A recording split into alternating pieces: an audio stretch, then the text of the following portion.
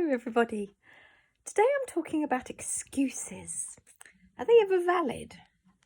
You know, the things that we say to ourselves in our heads like,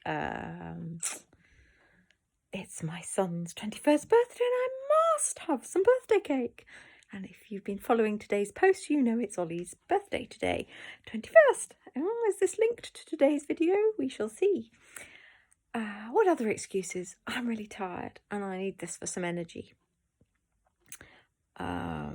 What else have I said to myself recently? I'm feeling really just fed up and I deserve this pick-me-up. I've done so well with my diet so far and I definitely deserve to have this after all the hard work I've put in. One won't hurt after all. One won't hurt. Oh, I could go on and on and on and on and on. It's not even important what it is I say to myself. It's just that what is happening for me is that and I hear lots of people describe it as like they have a devil and an angel on their shoulder, and the devil is coming up with the excuses as to why they really should eat or drink, and the angel is desperately trying to fight the argument as to why you should stay on plan. And I'd like to challenge you to think about it slightly differently, and that is that if you can try to think to yourself that rather than devil bad and angel good, instead think of this as good and that as good. And I will come on to what I mean about that in a mo. So for instance, the voice today saying, so I was out at the vets with Niblet, and my daughter had said she was going to make Ollie's birthday cake to free me up a little bit because I've been rather busy lately. And she texted me and said, "Mum, would you like me to do a gluten-free birthday cake for Ollie so that you can have some?" Oh my Lord, the argument going on in my head between, if you want to call it this, the devil and the angel. And before I replied, she even sent me a hurrying text of, "Can you tell me quickly, please? Because I want to get this cake made and cooled." And the devil, if you want to call it that, was saying, "Oh, for goodness sake, you've been 5 weeks on plan now, and it's his 21st birthday. It's never going to be his 21st birthday again. They're having Chinese tonight, and you're not having the Chinese, so the very least you can do is have a little bit of cake."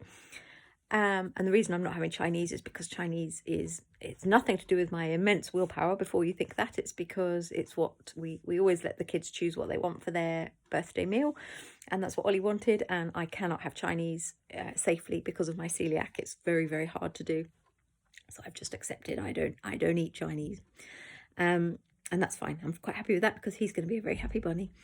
And so the angel was going, "Don't ruin it all. You know if you eat something, then it's just going to unsettle your blood sugars, especially cake, and it's going to be really hard to get back on track, and it's the weekend coming up, and Bruce and Ollie are going up to Leeds tomorrow, and there is going to be nobody around to watch what you do, and so you could even eat tomorrow.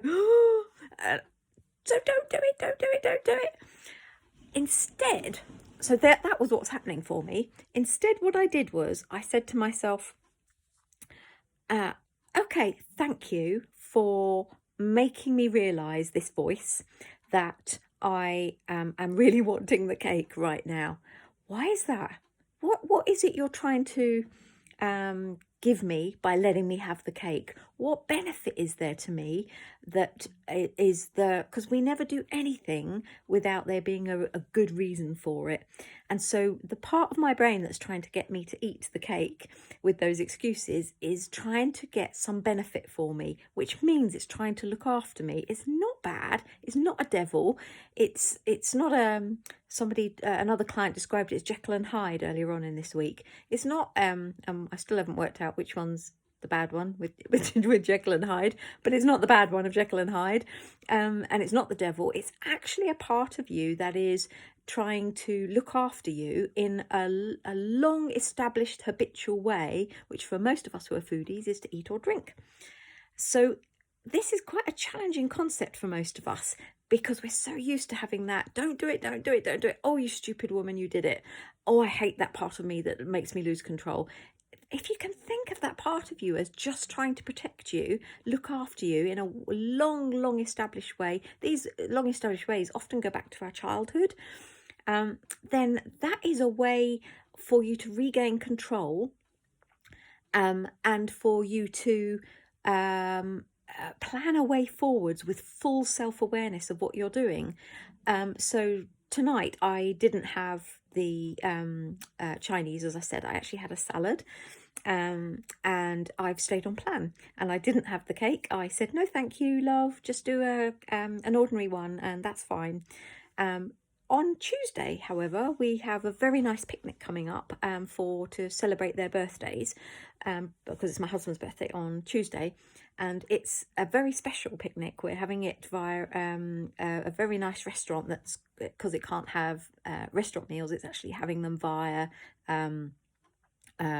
is doing picnics instead for the month of June, and I managed to book a very rare slot, and they're doing a gluten-free picnic for me.